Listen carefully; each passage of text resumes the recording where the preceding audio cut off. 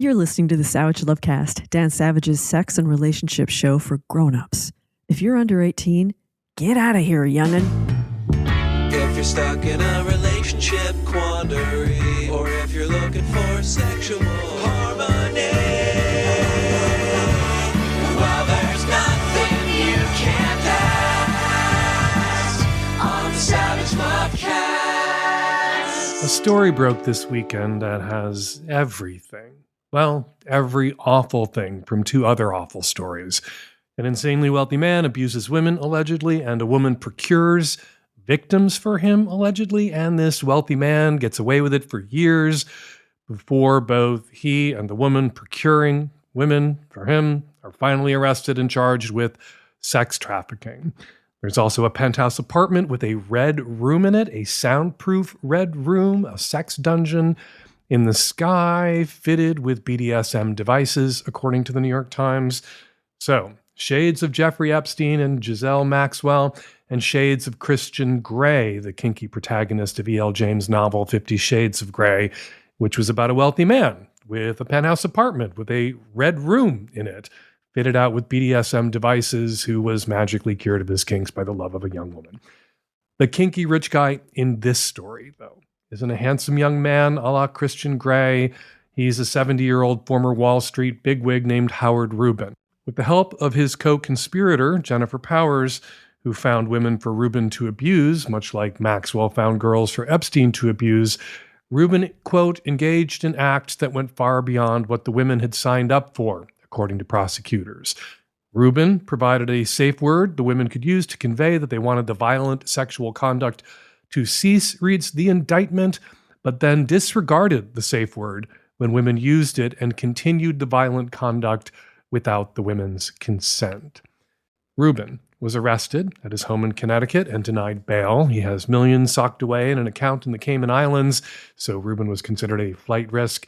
Powers was arrested in Texas and is being extradited right now to New York City. Both could, and if found guilty, both should, wind up in prison for the rest of their lives. Naturally, when this very depressing, sad story broke, the first thing the politics poisoned among us did was try to figure out whether Howard Rubin played for Team Red or Team Blue. Was he a right-winger, like the MAGA guy who shot up a Mormon church this weekend, or was he a left-winger, like the guy who shot Charlie Kirk last weekend appears to be? Right-wingers jumped on Rubin's alleged ties to George Soros, the left-leaning billionaire, but Rubin's campaign contributions show, well, okay, he did make a donation to Hillary Clinton when she was running for president in 2007, but he made dozens of donations to Jeb Bush, Mitt Romney, John McCain, the Republican National Committee, the National Republican Senatorial Campaign Committee, and Rick Lazio, the forgotten Republican who ran against Hillary Clinton in the New York Senate race in 2000, after her original opponent in that race, Rudy Giuliani, dropped out of that Senate race due to being diagnosed with prostate cancer. I can't remember my own zip code. In my defense, how often do you send yourself a postcard? But I can somehow remember the condition of Rudy Giuliani's prostate gland in the summer of 2000. Anyway, come on, Republicans. Just like Donald Trump gave money to both Democrats and Republicans, but mostly to Republicans, Trump made donations to Hillary Clinton and Joe Biden and Kamala Harris. Rubin may have thrown a little money Hillary Clinton's way, but Republicans, he's one of yours. That so many people's first impulse wasn't to express sympathy for Rubin's victims, dozens of women who were brutalized by this monster, this alleged monster, but to paint that monster red or blue is another depressing sign of our highly polarized times. And yeah, I am guilty of it myself. I literally just did it myself. Republicans, he's one of yours. I would certainly hate to think he could be one of mine, and I don't mean a Democrat. I would hate to think he was someone I chatted with once at a kink event. I know people with sex dungeons. I know people with playrooms with the kinds of devices described in the New York Times. But the people I know, responsible people into BDSM and not abuse, they seek out willing and enthusiastic play partners, not victims. They don't ignore safe words. They don't force their play partners to sign non-disclosure agreements because they're not going to do anything with their play partners they wouldn't want disclosed or that they might be indicted for if they were disclosed.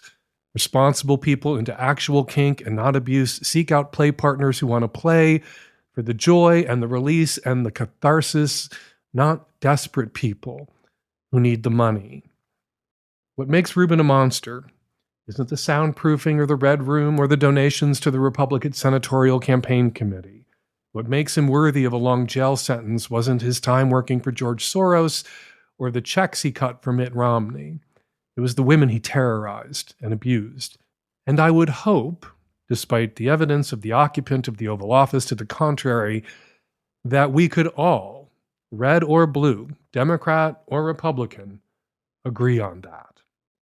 All right, Magnum subs, save the date. Our next Savage Love Live is Wednesday, October 8th, the day after my birthday, noon Seattle, 3 p.m. in New York, 2 p.m. in Chicago, 9 p.m. if you're joining us from Europe.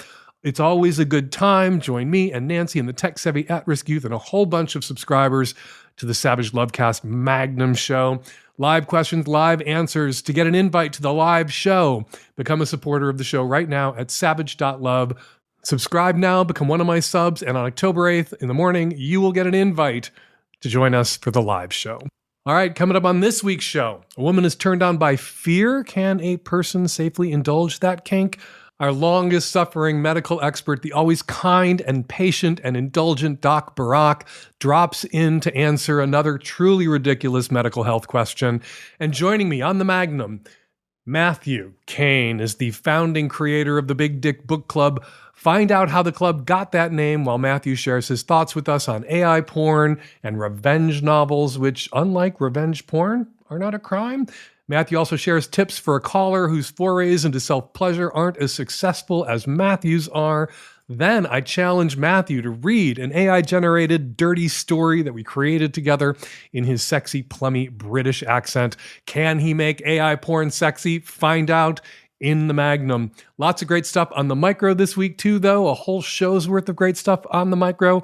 But to get all of Matthew and more, including, again, an invite to the next Savage Love Live on October 8th, become a supporter of the show. Become a Magnum sub now at savage.love. All right, let's get to the first call. This episode is brought to you by Blue Land. Going eco has never been easier. Revolutionary, refillable cleaning essentials, eliminating single-use plastics. Right now, get 15% off your first order by going to blueland.com/savage.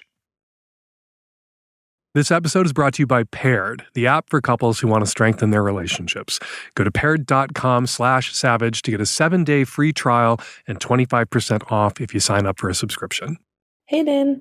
I am a bi woman in Northern California in my mid-20s, and I have a question about three-ways. My partner and I, who's a male, have been together for over 8 years, and we've opened our relationship up to hooking up with other girls in the past 2 years. I absolutely love it and the dynamic that we now have, and I feel like I can be my complete self around him.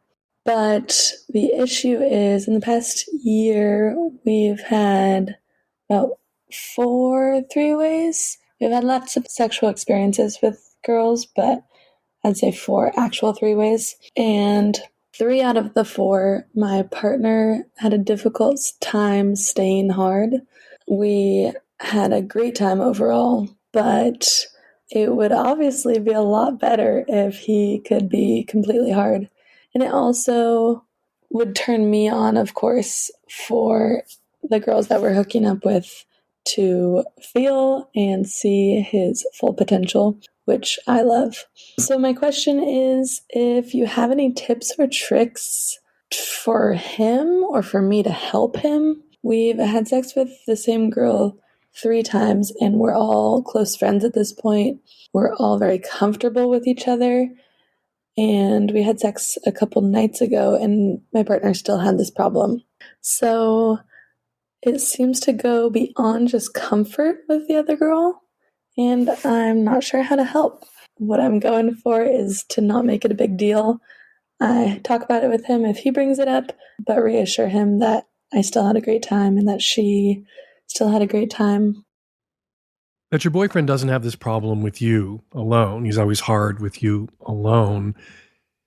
And has this problem with this other girl, even though you've been with this girl multiple times, he should be comfortable with her, points to a kind of performance anxiety, negative feedback loop he might be trapped in when it's just the two of you. He knows his dick works. He's confident in his dick, and he's confident in your confidence in his dick. And so he doesn't get in his head about whether he's going to get hard or not.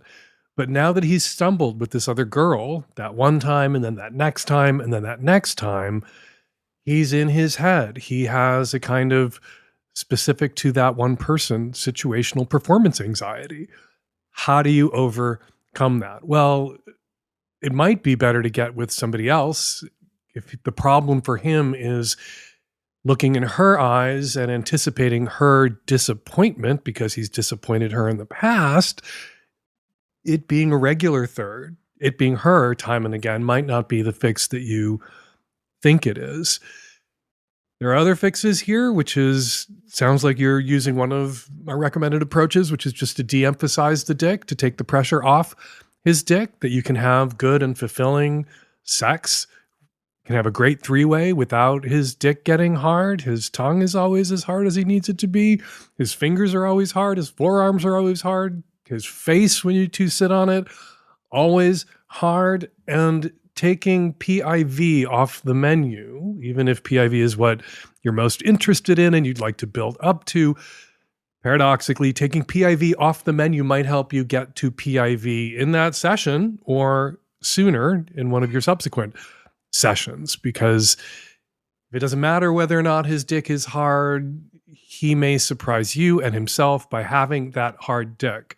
And then if you don't immediately try to jump on that hard dick, if you ignore that hard dick and do all the other things that you were planning to do, the next time you get together, he's likely, if it was indeed a performance anxiety issue, to be able to get hard, because now he's going to see in that third's eyes, or in this three-ways sort of group set of 6 eyes, not doubt about whether his dick is going to show up, but some confidence that his hard dick is going to show up. His soft dick, it's always there, always shows up. There are also ED medications that sometimes people take as much for the placebo effect as the physiological effect.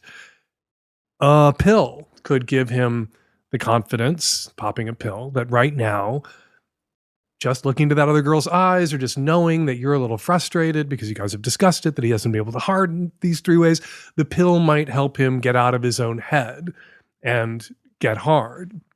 I have a girlfriend whose husband went and got a prescription for Viagra and then went to the bathroom in the middle of the night a couple of times to take a Viagra, and got hard, rock hard, fucked the shit out of her, just like she wanted, just like they wanted. And they realized a week later that he had been taking the wrong pills, that he had been opening not the Viagra prescription bottle, but Tylenol or something else. I guess he must have been taking that pill in the dark, because those pills are a certain shape, but of course the generics come in all different shapes and sizes and colors now. So that pointed to the efficacy of, when it comes to boner medications, not just the medicines themselves and what they can do and are proven to do, but also the psychological boost that just taking that pill can give a guy.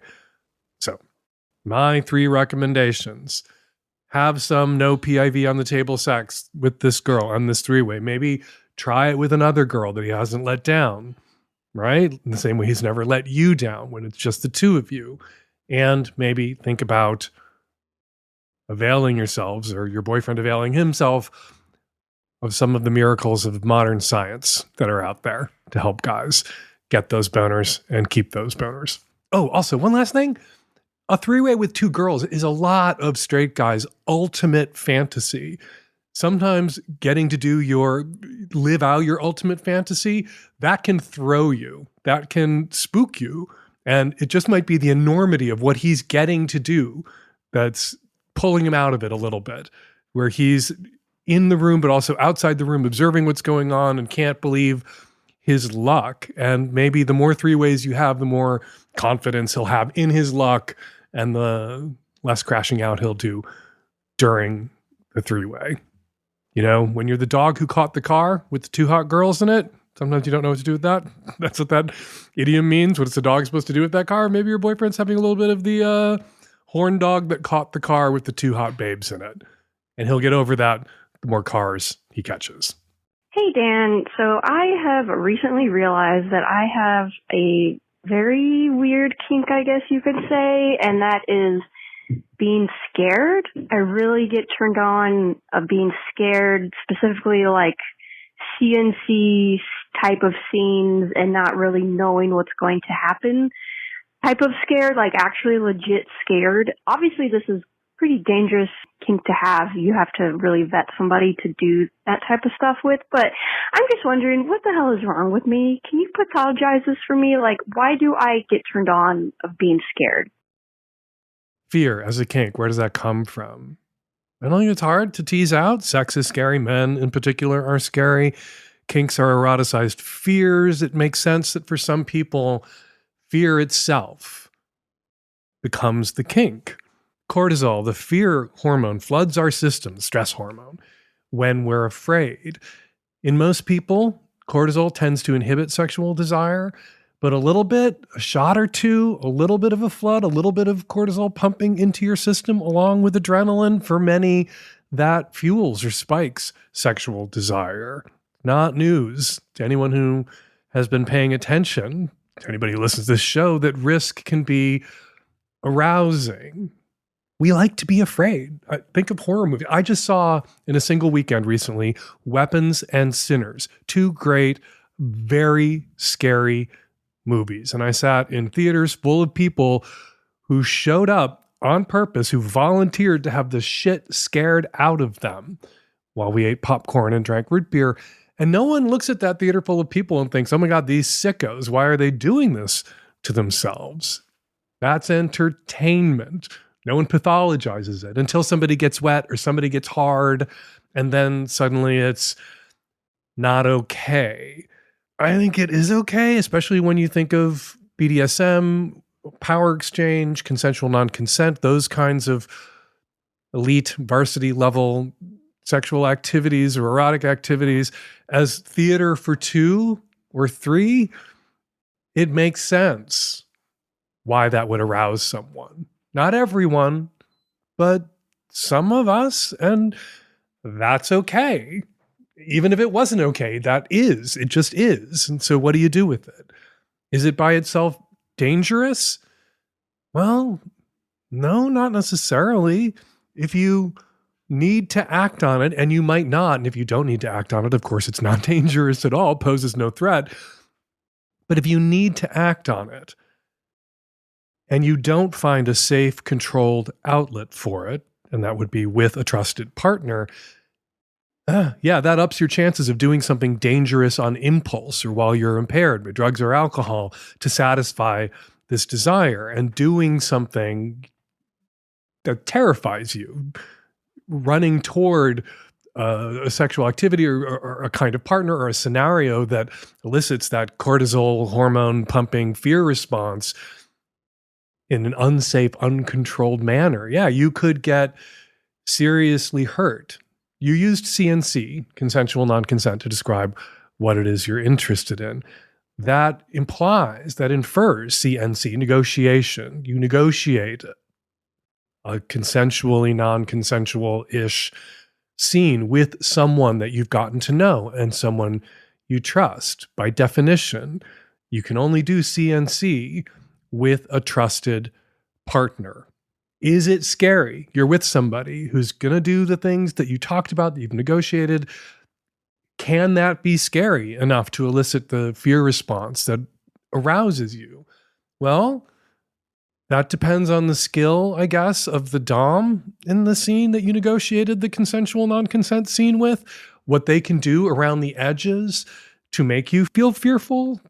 You're into bondage. They take you to a bondage club. They tie you up. They blindfold you. They gag you. They hood you. And then they could make you think that they left, that they wandered off, that they're on the other side of the room, that you're helpless. Anybody could touch you. Maybe they arrange for somebody that they trust to touch you, so somebody else is touching you in that moment. that might elicit a fear response, and everything is safe and controlled because the guy or the partner who tied you up didn't actually wander away. They're just standing 5 feet away and not responding to you as you, if you're not gagged, call for them, and they ignore your calls. They let you think you're alone. They let you think they really did abandon you in bondage in a club full of people who can see you or access you or touch you. That would be a CNC fear scene. You would live out some of your fear kink in that way. And then when the blindfold came off and you see that your partner was right there the whole time and the only people that they allowed to touch you were people you would want to be touched by or had been touched by in the past. Maybe they drafted a couple of friends that you play with to show up at that particular night. Yeah, you could live this out with somebody that you trusted. You should not fear your fear kink.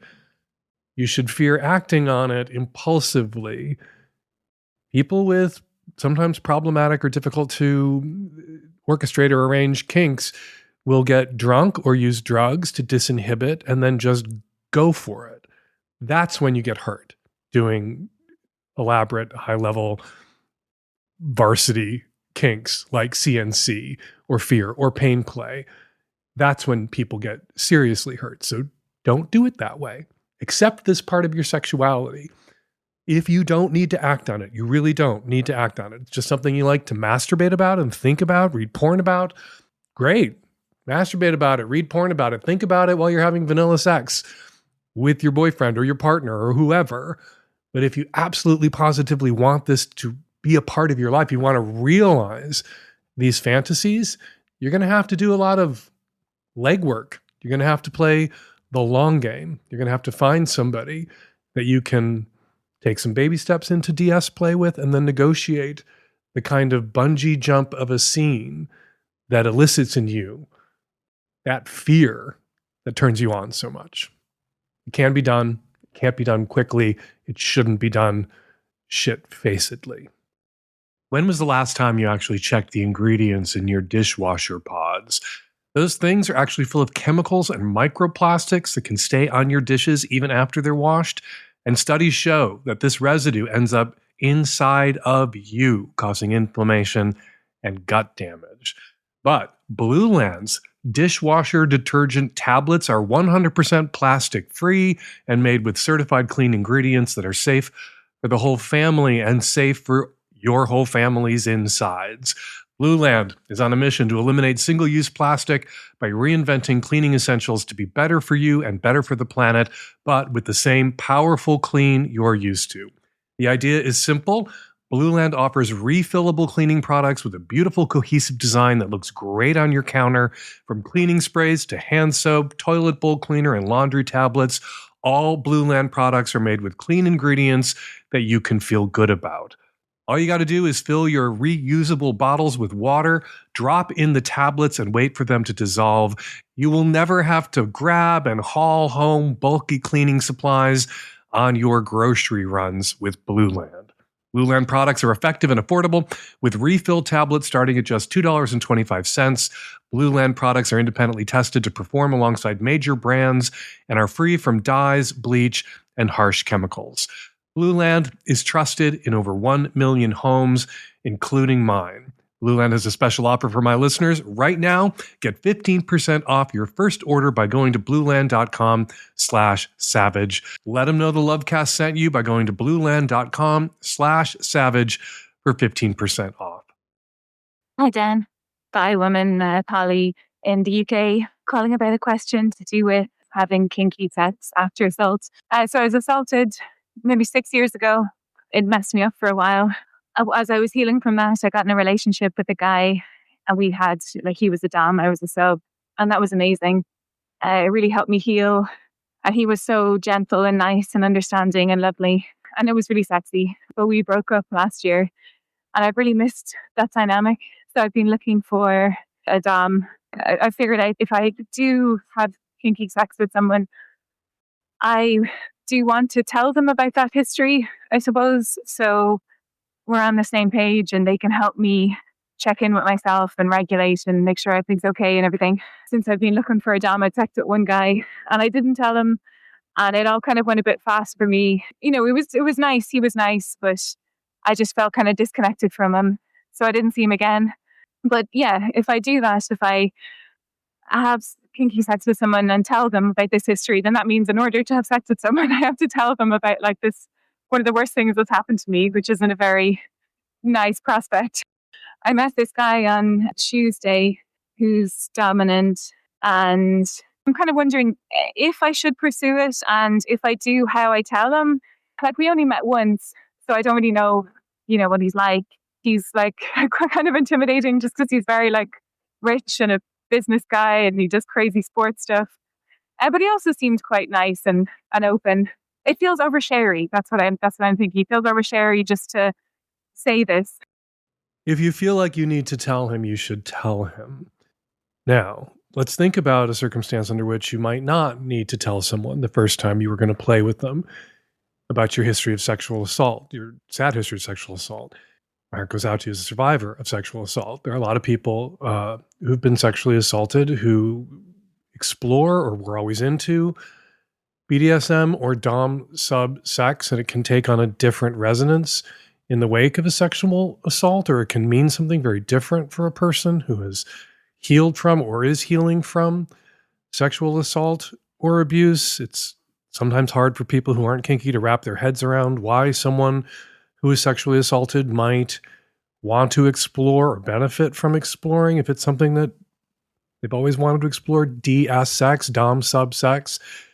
But when you are sexually assaulted, when you are raped, when you are sexually abused, someone is stealing your power, your control over your body. It's very dehumanizing. And for some people, not for all people, this isn't a recipe or a prescription for all survivors of sexual assault, but for some people, it can be very healing to offer up control, to cede control in a consensual way to someone that they trust, who behaves responsibly, who regards having that kind of control over them as a gift, which it sounds like was the case with the gentle, nice, and lovely Dom that you first began to explore DS sex with in the wake of your sexual assault. Now, if you could play, if you can imagine yourself playing and you think there's just a no chance or an infinitesimally small chance that you might, during play, crash out, be triggered, fall out of the play and the scene because of something the Dom might do or say that took you back to that moment where you were sexually assaulted and you were re-traumatized in that moment and burst into tears and it got really heavy. That's something that a Dom has a right to know could happen in a scene. You know, we talk all the time about making sure scenes are safe emotionally, physically, sexually for the subs. They also need to be safe physically, emotionally, sexually for the Doms too. And someone who is playing with DSX in the Dom role, many of those people playing with DSX in the Dom role are themselves subs or switches. They're not in it to hurt anybody. They're in it for the theater, the eroticism, the power exchange, but they're not in it because they get off on traumatizing someone and you or someone having a huge and overwhelming reaction that they anticipated could happen in a scene, and that wasn't disclosed to the Dom in advance, so they could go into that scene fully consenting to what might happen, and then be emotionally prepared if that happened to end the scene, to provide you with the emotional comfort and aftercare that you might need if indeed you were in play accidentally, unintentionally, on both sides, triggered from the play. That's the kind of Dom you want. You want a Dom who's fully informed and ready to provide you with the care that you might need in that moment if you're triggered. Now, have you been triggered? Sounds like you're still not that experienced with DS play. Sounds like you're still tiptoeing into it. So you may not be able to predict with tremendous accuracy whether or not DS play could trigger you even 5 or 10% of the time. And you might crash out. You might be overwhelmed by feelings of grief or fear. And so, yeah, you should disclose for now until you know yourself well enough to make a much better prediction about how you might react. And then in the future, if you know that you can play and do DS with guys you've vetted and feel safe with without crashing out, you could maybe wait a little while before you have to discuss the worst thing that ever happened to you.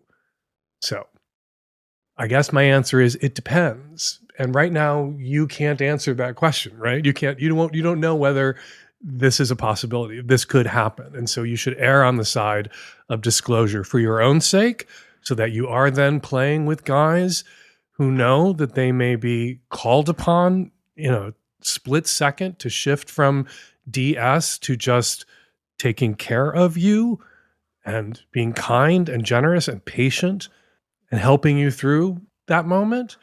And so those guys know going into a scene with you, that first scene with you, that may be required of them.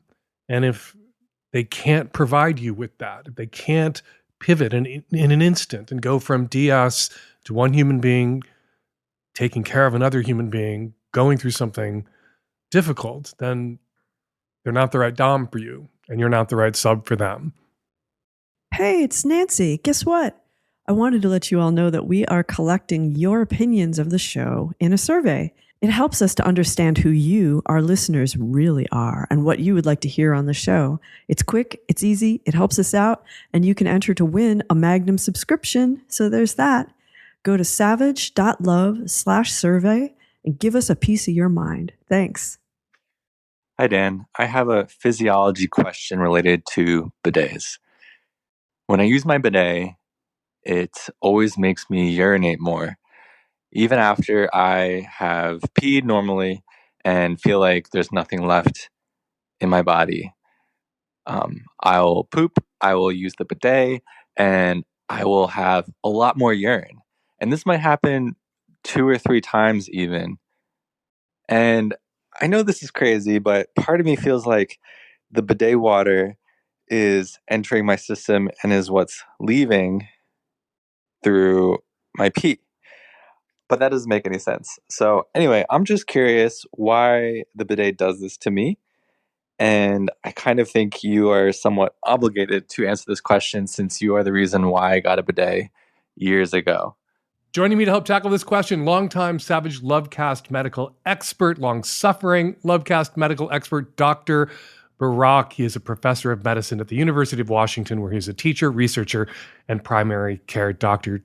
Dr. Barak, welcome back to the Savage Lovecast. Thanks so much, Dan. It's always a pleasure. Is it, though? Is it?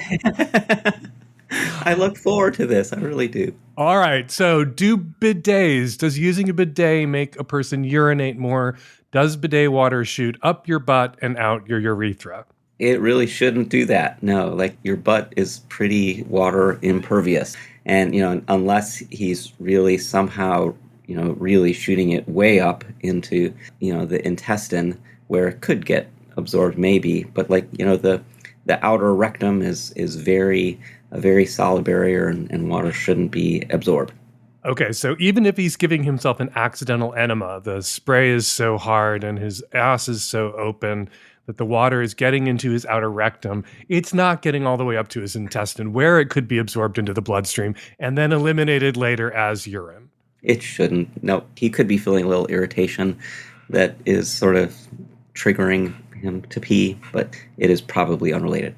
I feel awful about invalidating this person's lived experience here. Yeah. Who are we to say? Who are the experts anymore? Right. Dr. Barak, while I have you, Tylenol, does it cause autism? No. Oh, my God. Vaccines, are they killing us? No. They're raw milk. Should we be drinking it or getting raw milk enemas? No. Oh, it's so sad, Dan, what has happened to, science suffered a lot through the first Trump presidency, and this is really an unprecedented attack on science that is really, really sad and alarming and hard for a doctor and hard for a non-doctor even more maybe. It's really alarming and sad. That's actually, this enema call, I just seized on it as an excuse to have you on the show, because this is really what I wanted to ask you. I used to go to the CDC page, or NIH, the Centers for Disease Control, the National Institutes of Health, for up-to-date information. If I was posting a link in the column or in the show notes to an info page about the HPV vaccine or PrEP, I would go with the CDC page. Now I'm not sure who I can trust or who to link to when I'm trying to disseminate accurate health info. Right now, in this terrible time, any suggestions? Where should I look? Where should my listeners turn for accurate health information at this time, since we can't trust the CDC and the NIH anymore? Yeah, I mean, this is a really like intense moment where, 50 years of the CDC being this bedrock, durable, trustworthy sort of source with, full of the best and brightest dedicated doctors and scientists is really being dismantled. And, Daniel Ofri had a great op-ed in the New York Times not that long ago, just like, how it feels as a doctor to have this like devastating loss of like, exactly like you said, like I would just say, well, the CDC recommends, and that just came across as just so kind of like simple and solid and clear. So now what's happening is that the rest of the medical community, which is, I think especially like professional societies, so like the American College of Obstetrics and Gynecology came out with a very, very strong, clear statement that Tylenol is safe in pregnancy, and, that women shouldn't just be tough and suffering through pain, that they don't need to do that they can safely take Tylenol. And so I think many other professional medical societies are kind of banding together and stepping up and pushing back against these completely unscientific recommendations.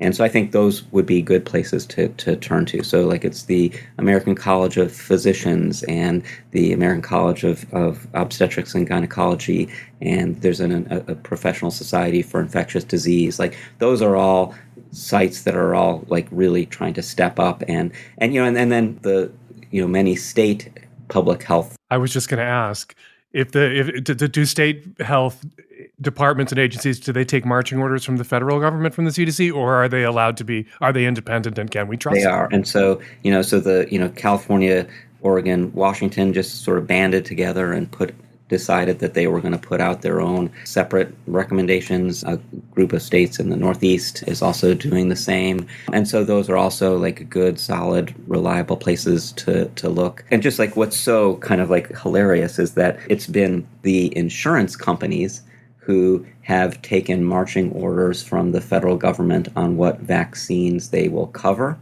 And they have even announced that, like, oh God, we're not going to do that any longer, and that even if the CDC is not recommending a vaccine, we will still cover that vaccine, which is just like, insane to think that an insurance company is willing to pay for something that they don't necessarily have to, and that in the past they would have hidden behind the federal government not recommending it as a reason to not cover it. They're reassuring people that, at least for now, like obviously this is all so quickly changing and it's not necessarily set in stone, but they have put out reassuring statements that we are going to cover these vaccines even if the CDC no longer recommends them. Of course, it is in the financial self-interest of an insurance company for people to not contract diseases that are easily avoided through routine childhood vaccinations and other vaccinations. So it's in their financial self-interest to make these recommendations. But what a world we've come to, where trust the insurance companies. They have your best interests at heart for right. once. Yes, right. It's really sad and a little bit scary, and maybe a lot scary. And, hopefully we will survive. Okay. And one last time, just to drive the point home, bidets. The water doesn't go up your butt and out your dick, right? It doesn't. And right. Yes. And but you said, like, I would have listened carefully to this guy and wanted to validate his lived experience, as you said. And then gently told him he was full of shit, or not full of shit, if he's actually using his bidet as an enema. Dr. Barak, professor of medicine at the University of Washington, thank you for coming back on the show. We always appreciate your advice and your insight, especially at this horrifying, terrible, distressing time. Always a pleasure, Dan. Thank you so much for having me. This episode is sponsored by Paired. It's an app for couples who want to strengthen their relationships. It was founded on the simple belief that real, lasting love is a daily practice.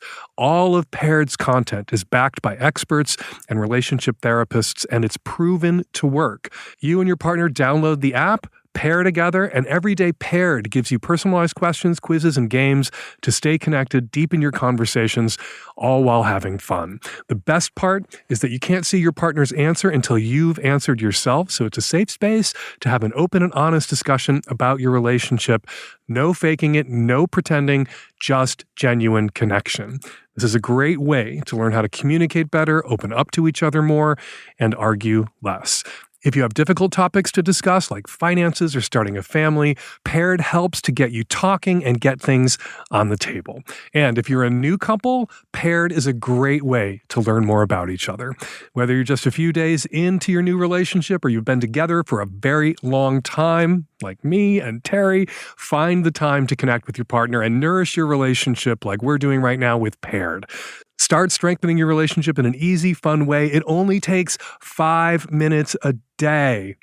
Head to paired.com/savage to get a 7-day free trial and 25% off when you sign up for a subscription. Just head to paired.com/savage. Let them know the Lovecast sent you. Sign up today. Hi, Dan. Just a question with regard to early dating stages and what you should tell someone if you're no longer interested. For example, I went out with a guy and he indicated that when he was 18 years old, he had sex with somebody and he got poop on his dick. And, to me, this was quite an off-putting story, but also he mentioned that this past weekend he drank a lot of alcohol, which is just not in alignment with my values. Now, is it important to tell him the reasons why I got, quote-unquote, the ick? Or is it just simply better to make up a fake excuse? I'm just not feeling it. That's all you got to say. Hey, it was nice to meet you. I'm just not feeling it. That's the truth. You aren't feeling it. If he wants to have an argument with you about why you don't want to see him again or why you're not feeling it, you can mention being grossed out by the poop on the dick story and that you're not a drinker and you don't like to hang out with drinkers and you don't typically date drinkers. So his war stories about how drunk he was the weekend after he met you were a turnoff. You aren't obligated to share that with him. And yeah, you're just not feeling it. And those things that were disqualifying for you might not be disqualifying for somebody else. There's probably people out there who like scatologically dirty sex stories and would have thought the poop on the dick story from when he was 18 was hysterical, who also like to tie one on every once in a while, get blasted once in a while, and wouldn't have been put off. They might still be feeling it for him if he had shared those things with someone else, some other person. But he shared those things with you. And now you're not feeling it. And that's all you owe him. I'm not feeling it. You don't even, after a single date, you don't even owe him one of the little white lies. You don't owe him, it's not me, it's you. I'm too busy right now. I just got out of a relation. All the bullshit things that people say that when we hear them from someone, we should just go, okay, it is me. They're not into me, and they're trying to be nice about putting that across, and I'm going to take the nice, take the compliment, and accept it and not push back, because nobody has ever argued with it's not you, it's me, and wound up winning the girl or the boy or the they, them in the end. You hear that and you go. Same thing applies with I'm just not feeling it. And that is not the opening of a conversation. That is the end of the conversation. And you can say it to him, if you feel obligated to say it to him, in a text. And if he texts you back and wants more, you could tell him, but you're not obligated to tell him. I'm not feeling it is all he's owed. Hi, Dan. I'm a mid-30s bisexual caller from the West Coast. I have a really weird question for you. I am obsessed with picking my partner's pimples.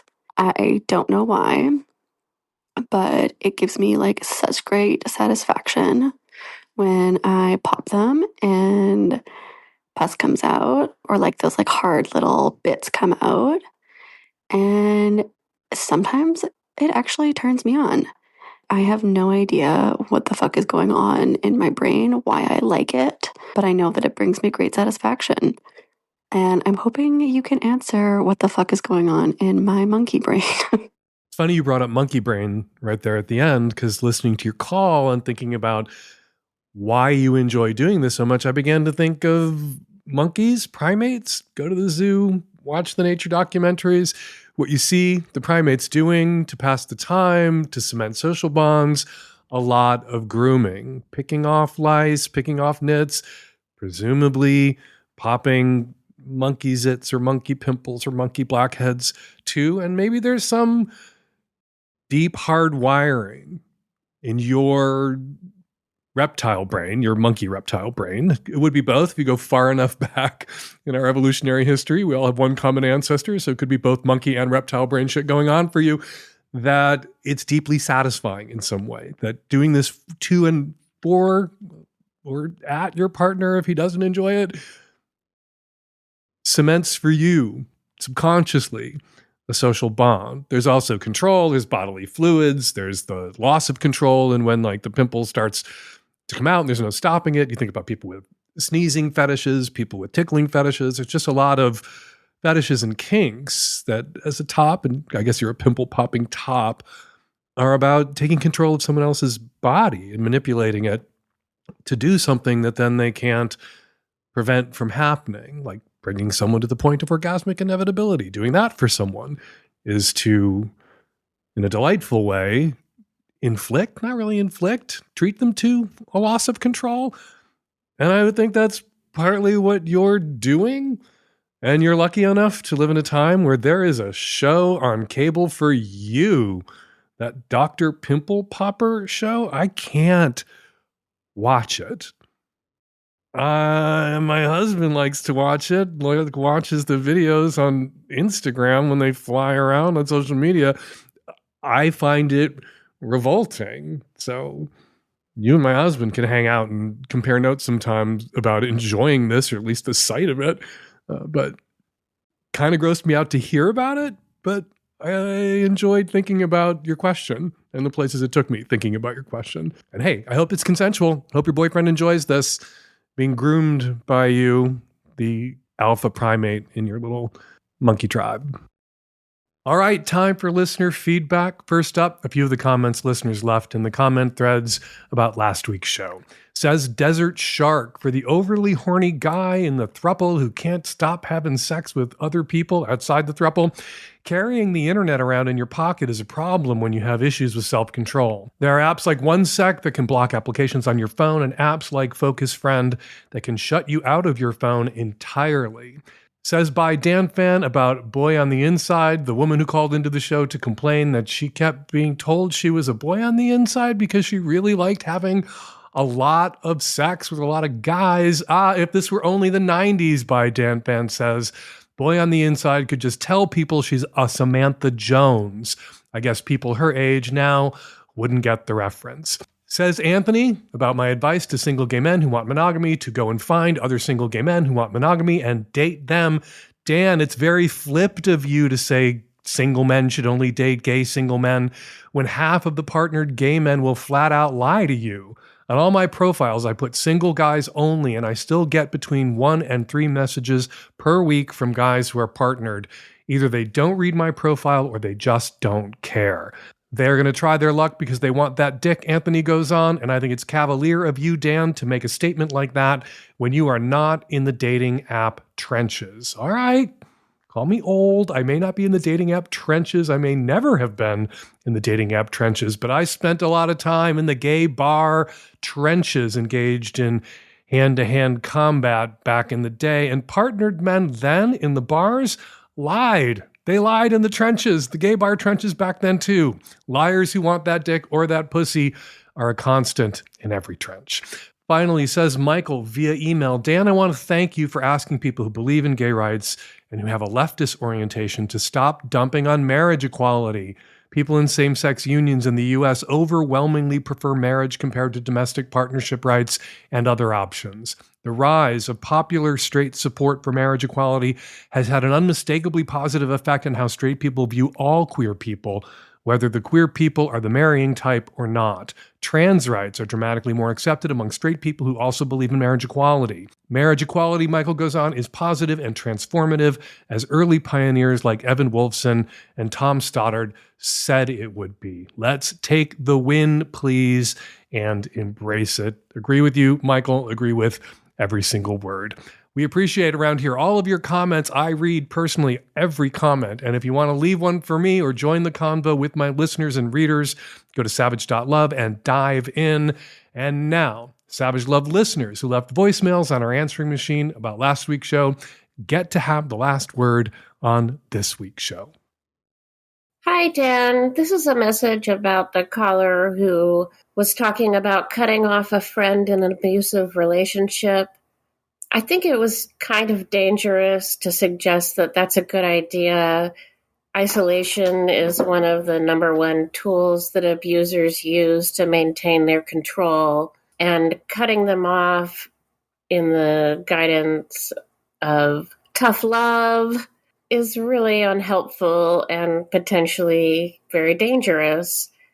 It's even more concerning because they have a romantic interest. That kind of makes their concern seem more self-serving, not supportive, manipulative on their part. Anyways, victims of this kind of control need safe, consistent connections, actual friendships that don't cut them off, not tough love, and not romantic manipulation. All right, Dan. So I liked your answer about the woman who was spinning out the fantasy in her head about sharing it with her partner. But there's a whole other thing you didn't mention, and it can work as well. She talked about having a masturbatory practice, and if you make that kind of a meditation practice where you're practicing being present with yourself as you give yourself pleasure, and you don't spin the fantasy and you don't let yourself come, and coming off the table anyway, it's just, this is my pleasure practice of being more present in my body. That can be really fun, and you can teach yourself how to be more present with your pleasure and not need the fantasy to get over the fault. Hey, Dan, I have a comment for the caller whose friends keep telling her that she's just like a boy. One thing that I do when someone makes a weird comment to me is I say, what a strange thing to say to someone. Or maybe I'll say, what do you mean by that?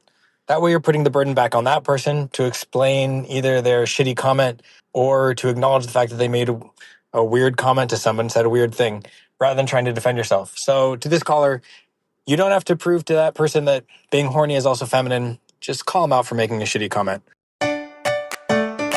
And we are going to leave it there.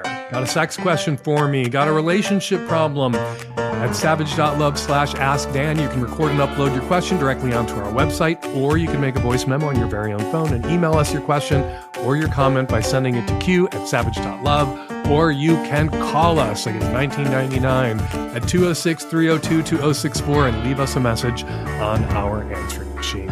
Micro listeners, we have opened the vault. Now you can listen to all the old Micro shows starting back in 2006.